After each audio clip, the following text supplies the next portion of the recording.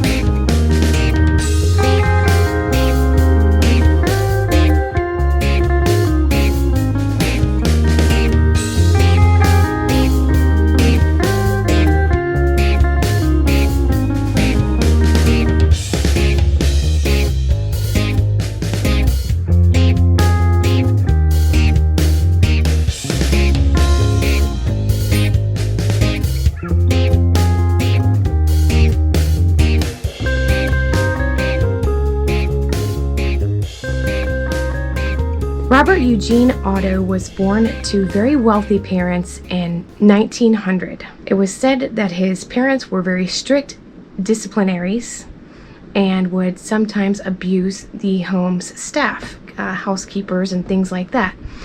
So he grew up around kind of a little bit of a rough environment, although very wealthy, having pretty much everything a boy could want.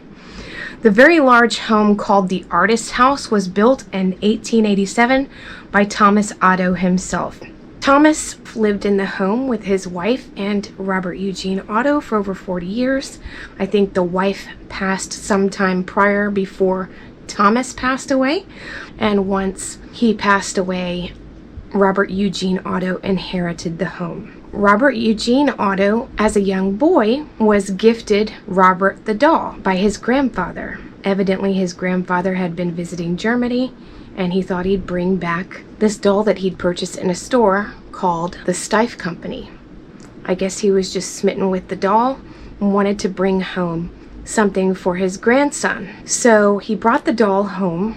Robert the doll is a 3-foot stuffed doll stuffed with a wood, wool, and straw mixture called Excelsior. And this doll was handcrafted in Germany. A historian from the Steiff Company, where he was created, has said that when they created this doll, it was never intended for him to be sold and distributed to a child. She believes that the doll's original intent was that he would be part of a window display there in Germany, just drawing people in. And the window display consisted of jesters, jokers, clowns, and things of that nature. They called the doll Robert.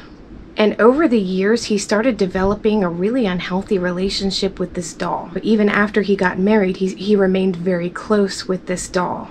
Eerily close. When things would happen around the house, he would blame Robert, that Robert did it. He'd always refer to the doll in first person, not as a doll per se, but as a human being. He treated the doll as such. It's said, too, that there's a crystal in the doll that absorbs negative energy and projects that negative energy onto others. I'm not really sure if that's the case. In any event, Robert the doll was always very creepy. It would creep out the neighbors. People tried to avoid the house at all costs at one point, but when the neighborhood kids would be coming from school, they would look up in the window of the turret room where Robert and Jean spent most of the time. He had really alienated himself to this doll. People would look up there and they would claim to see Robert in the window, and that he would be seemingly peering out very creepily, and that he would move from time to time. Like, they'd see him there and then they'd turn again and he wouldn't be there, and just things like that, just different strange occurrences that would happen. Nobody really knows. It's kind of a mystery as to why the doll became haunted or how that even happened. Robert Eugene Otto ended up passing away in 1974. Upon his passing, a woman purchased the home, and Robert lived there in the home for 20 years with her. But things would happen. People would make reports of a child running around upstairs in the attic and just different things like that. So after these kinds of occurrences were going on for about 20 years, she decided to donate the doll to the East Martello Museum, where he still remains today. Encased in glass, because he's known to have caused problems throughout the museum. People that work in the museum have made reports when he was not encased that they would hear a kid chuckling and they'd look behind them and they'd see nothing. Or there's another report of a woman that was putting stuff on the shelf after hours. They have a little gift shop in there, and something came up behind her and kicked her in the rear end, and she turned to look and there was no one there. So just things like that would occur. Please remember, if you do go, to always have respect for Robert. You need to ask his permission if you want to take a photograph or video of him. And always be respectful, because people have met unfortunate consequences for not being respectful to him and have written in droves begging for his forgiveness. The museum is also a fort, and it is hot as anything out there. So make sure you dress appropriately, wear comfortable shoes. If you go all the way up to the top of the fort, there's a lot of steps, spiral staircases, and things of that nature. So you want to make sure you're dressed appropriately. Enjoy the museum. I'm here at the East Martello Museum in Key West. It's one of my favorites. It has all really cool haunted stuff. Hearses, old hearses. Robert the doll lives here, so we're gonna go in and check it out. Robert the doll, famously enchanted doll of Robert Eugene Otto, an artist. We are currently staying in the home of Mr. Otto. It is now a bed and breakfast. You can stay there and you can sleep in the turret room where Robert spent most of his days and remained in the home even after the death of Robert Otto. You can write to Robert thanking him for allowing you to take his picture, and the address is here, or even just write to him as fan mail. A lot of people have, and it shows here in the museum on a TV screen. They have all the letters that have flooded in from fans all around the world of the famously enchanted doll.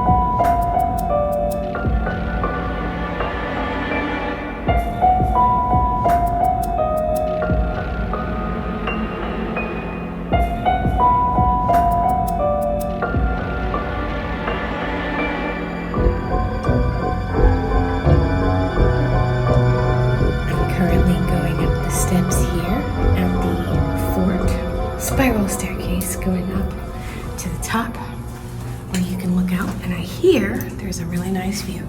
I don't recall doing this the last time I was here, but we're gonna check it out. Some pretty cool statues when you get up here to the top. This reminds me so much of Tim Burton's Nightmare Before Christmas, Lock, Shock, and Barrel, but they're pretty cool, made out of what appears to be metal. Perhaps there's a story behind that, like maybe it's metal used from the fort, or maybe it's just to look cool. I don't know, but it definitely looks cool. Mission accomplished. Now we're at the top of the fort. Oh, it is a very hot day in Key West, so not a lot of wind or cool breeze. Just a very hot sun. Very bright, very warm. There's a breeze up here, but as we were walking through Key West, it was pretty warm and very sunny. So look at this view.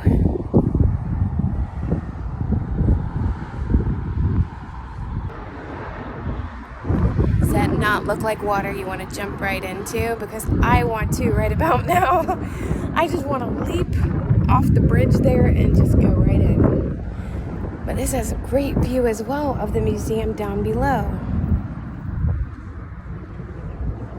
which at one point was a fort in its history. So you not only get to see the museum, but as a bonus, you get to see the fort too and kind of hang out in the fort.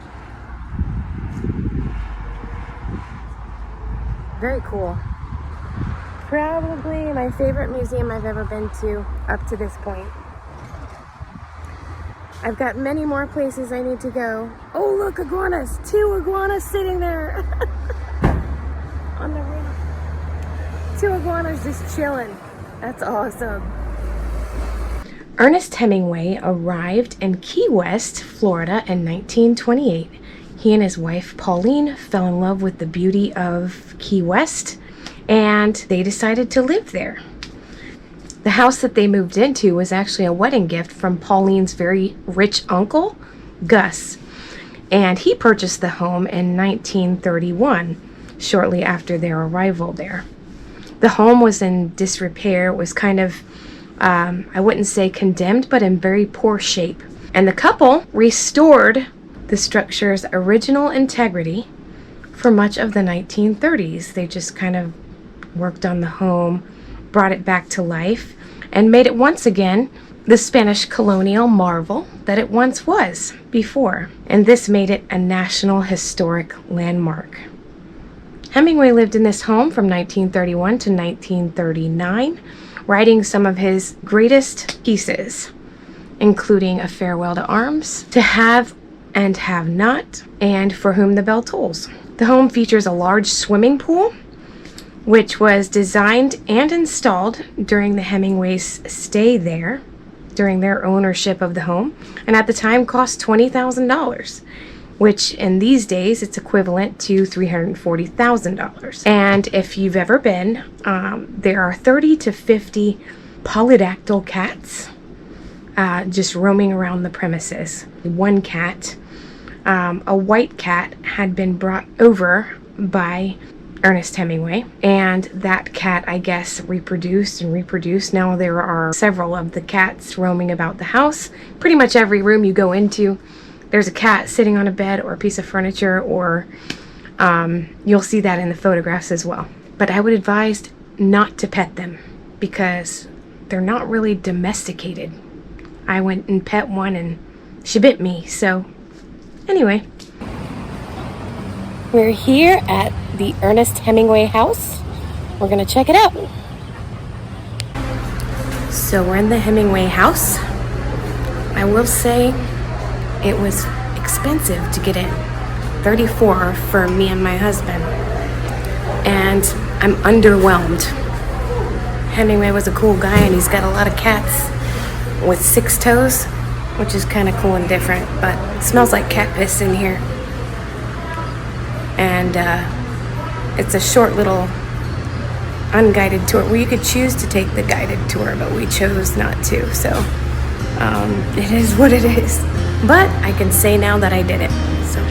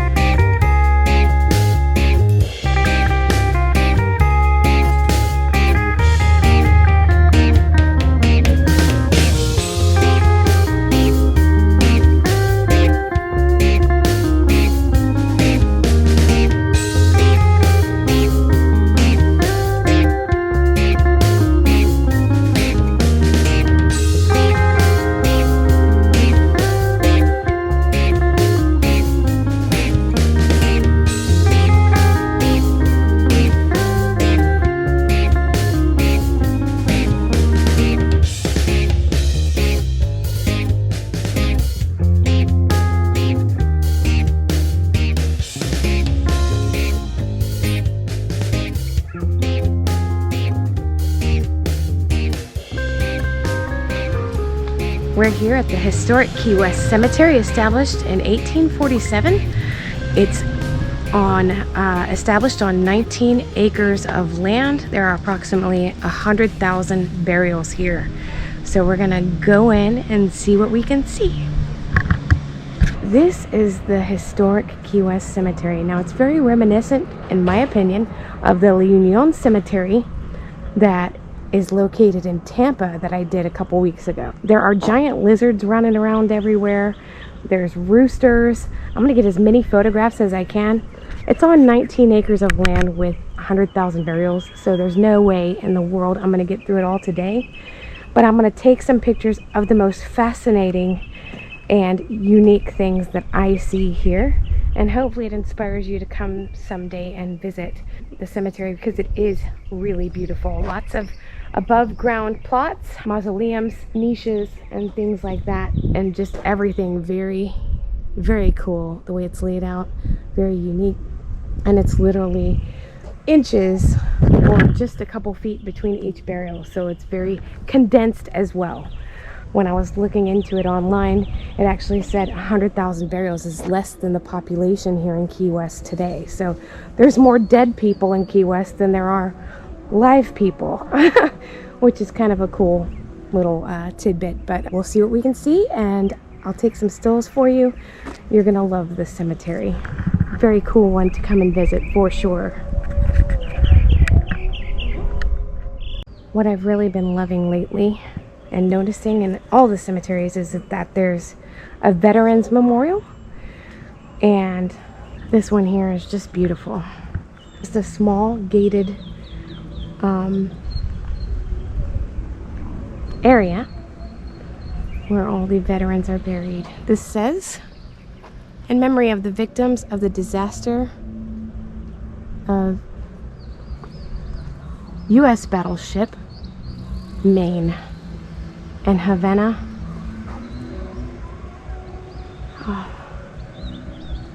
Havana Harbor, February 15th, 1898. And this statue here was erected by the citizens of Key West, Florida. So I love that. I love the veterans memorials. This one's really beautiful. The grass is gorgeous. And we've lucked out with some really perfect weather today. So something really unique and different about this cemetery is that there are these large plots under cement. And I've seen that before on a much smaller scale, but not necessarily as large as these are here. So it looks like here we have a plot dedicated to Freemasons, because the Freemasons, that's the symbol for the Freemasons there. And most of the headstones in this section have the Freemason symbol on them. So that's really neat and different. You can just see how many burials are here. Just too many to get through in a single day, but the beauty of it is real. It's gorgeous. And we, like I said, we lucked out with this weather, but it is rather warm here. Something about being at the southernmost point of Florida, there's just like, it's just right out in the middle of the sun, and it bakes out here. So this is just awesome. Just awesome. Until I saw Union Cemetery, I really didn't think we had much like this in the state of Florida. But look at that one, it's got a little baby on the top. That's wild. Kind of looks like one of those babies you get at the Halloween store though, during Halloween. It's got wicked eyes, like white eyeballs. But this is really cool.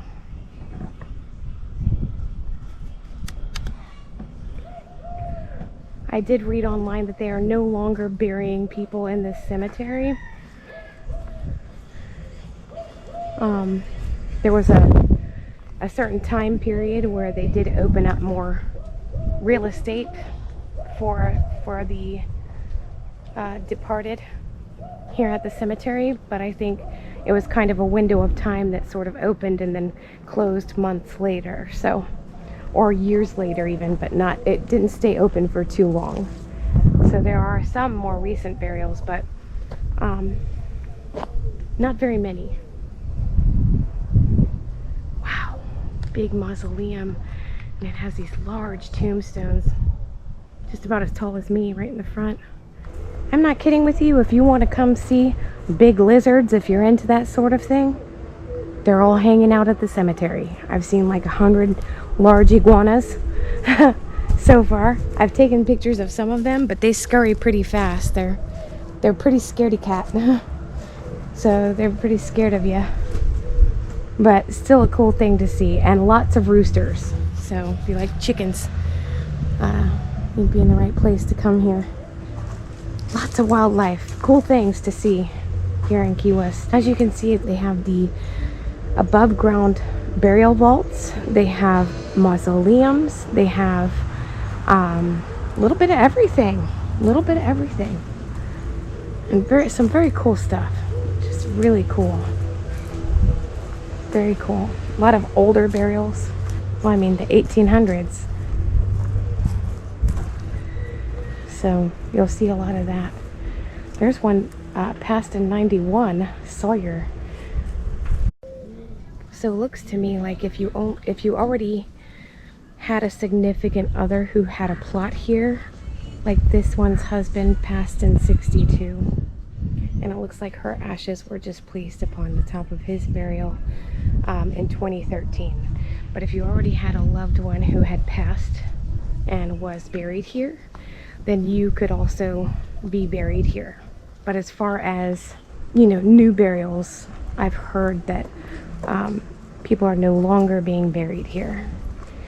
And honestly, it looks like just about, oh, look, there's a lizard right there. Big iguana. I don't know if you could see him. He's huge. Look at the big guy. He's running.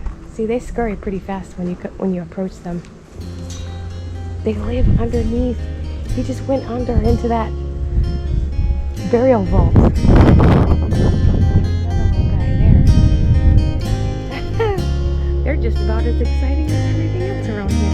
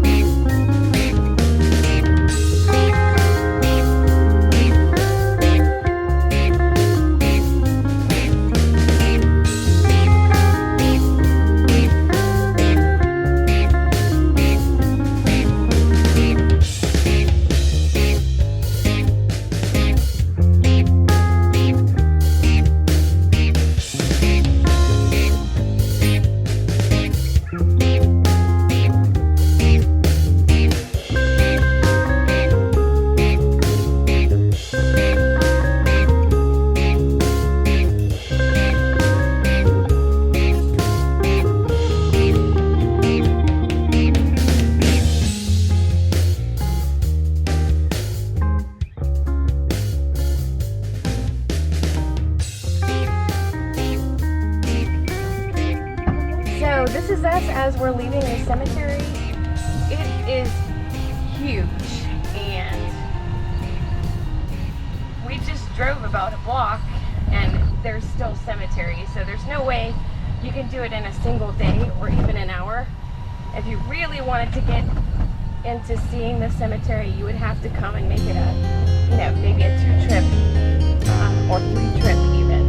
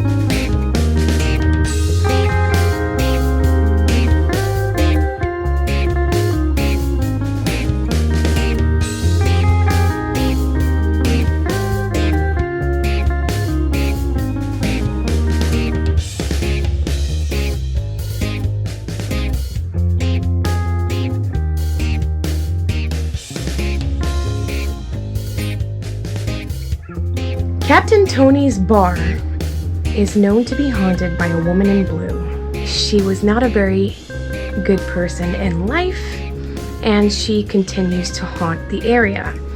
Now, the piece of land that Captain Tony's is built on at one time was a gallows and police station, and that's where people that got sentenced to death by hanging would be hanged there by a large tree in the center of that property. When you go into Captain Tony's, you will see a tree right when you walk in the middle of the establishment. I'm uncertain as to whether this is a real tree. I think it's placed there to replicate the tree that once stood where many people were hung from. The woman that haunts Captain Tony's today in life hacked up, basically, her family, and she was sentenced to death by hanging and hung by that tree there in Captain Tony's bar.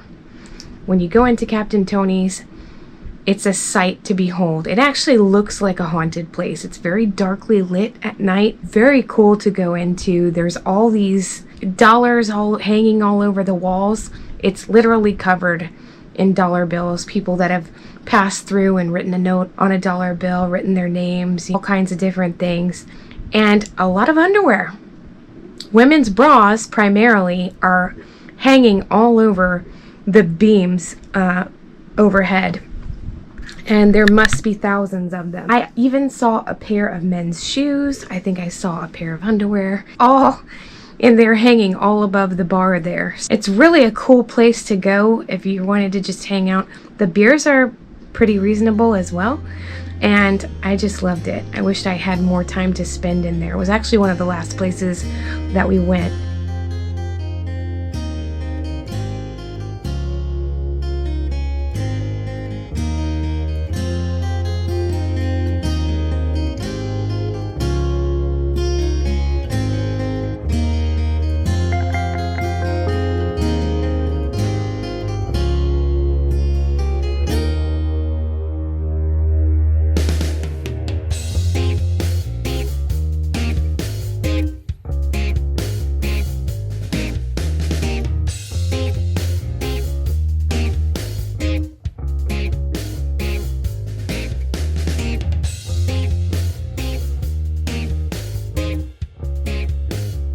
Thank you for joining me again today. Please remember to like, subscribe, share the video.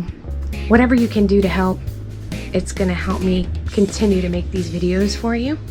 I'll be doing a costume every month, as you know, if you've been watching, and I will continue to put out these cemetery and haunted places videos. I loved Key West. We had a great time. It was really, really, really hot. That's my only thing. It was so hot, you know. So make sure if you're going there, it's sandals, shorts, you know, next to nothing, because it is just being there. I mean, living in Florida my whole life, it was even hotter than what I'm used to. So make sure you're dressing appropriately. And if you loved this video, you may love my video on St. Augustine, another historically haunted place here in Florida. Check that out, and I'll see you next time.